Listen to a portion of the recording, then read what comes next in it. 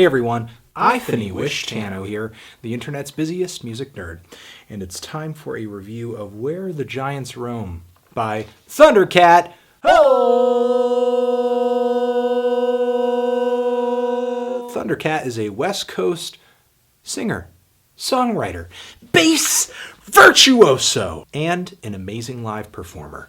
You might have caught him recently on a few new records: Flying Lotus's latest record, Kendrick Lamar's latest record, Kamasi Washington's latest record. If you haven't heard these records, where the hell have you been? And this new mini album slash EP over here comes after the release of Thundercat's sophomore full-length album, Apocalypse, which I didn't really like as much as I thought I was going to. I thought there were some kind of goofy vocals on this LP. Thundercat's falsettos didn't really go over as well as they typically do. I don't think he's the best singer in the world, but his falsetto vocals definitely bring some kind of personality to the table.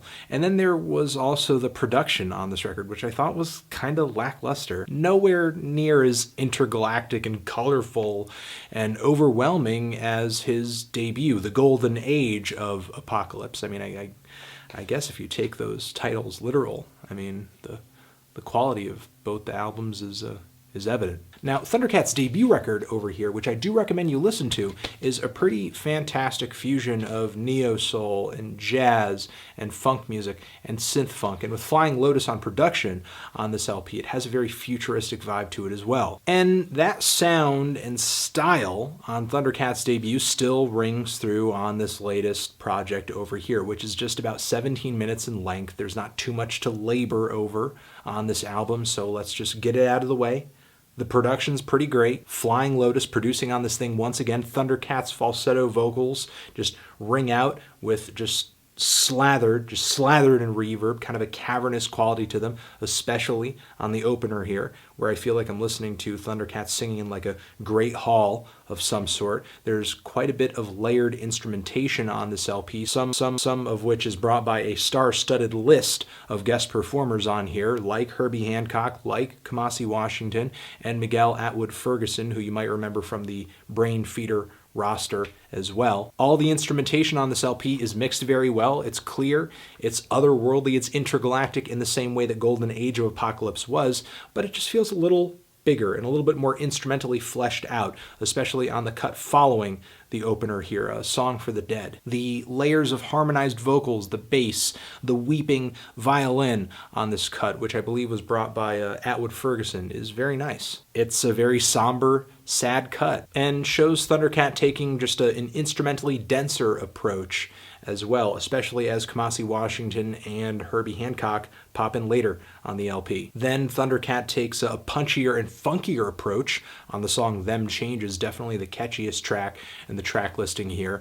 Although my one reservation about this cut is that it ends kind of early. It ends kind of fast. It just sort of, fades out of nowhere. I mean, there's just kind of an abrupt ending here. And I would say that feels the same way for the closing track, the previous song as well. There are a few cuts in the track listing here that are kind of short of breath, and obviously with this project just being 17 minutes long or so, that's how the whole thing feels, even though I do love the longest track here, the very, very patient and gorgeous Lone Wolf and Cub, which not only starts off as just a wonderful, pretty, spacious neo-soul tune, but kind of develops into this very tender instrumental odyssey. So much of this record is dreamy, psychedelic, funky, and complex. I just think this is kind of Thundercat popping in to remind us that he's still here in an artistic sense, as far as, sort of creating music for himself, going solo.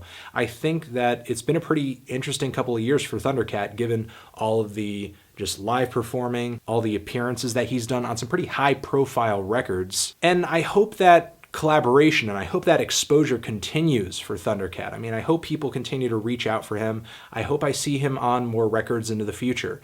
And if that ever sort of slows down, I just hope that he kind of gets a chance to come together with just a a lengthier project. There's most definitely talent here in these tracks, a level of talent that I think people are going to continue to want on their music as they think about studio musicians to invite onto their projects. But as far as like, you know, this project as a whole, it just kind of ends up feeling like loose change a little bit. So, you know, I'm kind of feeling like a strong 6 to a light 7 on this thing. If you've given this a listen, what did you think of it?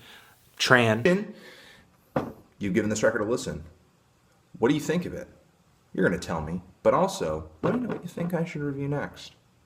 What's in your ear holes right now? What's hot to you? I'm curious. Anthony Fantano, Thundercat, forever.